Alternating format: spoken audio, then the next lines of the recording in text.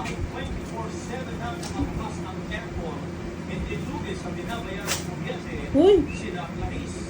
Meron tayo 158 na solar panels. lagpas. Bigyan mo ng rate yung sa ngayon yung sa account natin. So, cash flow. Hands-on si Clarice sa kanilang mga tanim para sa Sakto lang, kaya lang ano, ng kanilang mga mga tanim. passing na sa reno. Dahil na lang itong Japanese galon na pina sa kanilang farm. Ito po ay Daigoji. Ito po ay malaki ng 2 to 3 kilos per piece. Hindi mo naman sinukat ay eh. color orange and minute po siya.